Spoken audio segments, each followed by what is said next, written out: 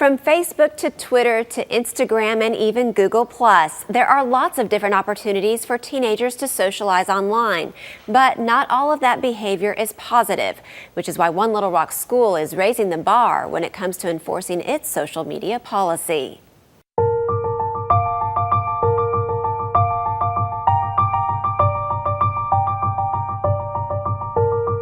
All it takes is just a few clicks on a keyboard to really hurt someone's feelings.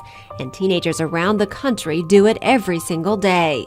95% of teens say they've witnessed cruel behavior online. 68% say they've been the subject of online bullying or gossip.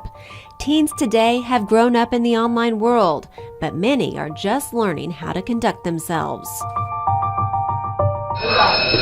That's why administrators at CAC in Little Rock are being more proactive this year in enforcing its social media policy. In an effort to tone down the drama, they've stepped up the accountability. I do not stay up at night looking at Facebook and Twitter and Instagram.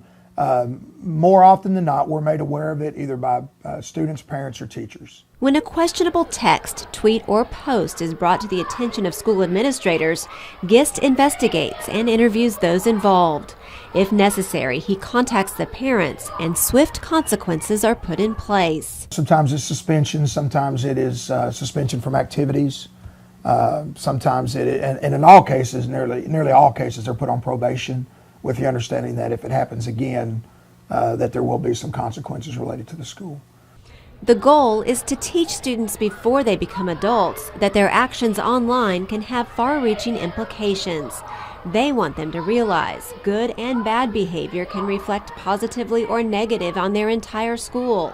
And so far, students say it has definitely made an impact. It's not really socially acceptable here to be bullying other people or to be really rude or inappropriate online. It just doesn't make you cool or popular here. It's much more accepted to be positive or to be uplifting through social media. I think it's definitely different when you say that we're accountable for each other. We're not going to let a buddy go out and say something on some form of social media. It's going to be demeaning to somebody else. We've all been shamed and we've all shamed. Sharon Long, Education Coordinator for Centers for Youth and Families, says parents need to create their own atmosphere of accountability at home. She says teens need to be aware that their moms and dads are going to keep up with their Facebook pages, their texts, and their tweets. They are definitely figuring it out. That's why it's so important to give boundaries. There are no boundaries on internet unless we impose some parental controls, unless a school imposes boundaries, expectations, consequences. So that is why it's so important for us to all work together. School, home, teen, child. Long also wants to remind parents that their teenagers are always watching them. If mom and dad are not behaving appropriately online or in person, then their teenagers are not likely to do the same either. Joan Early, Channel 7 News.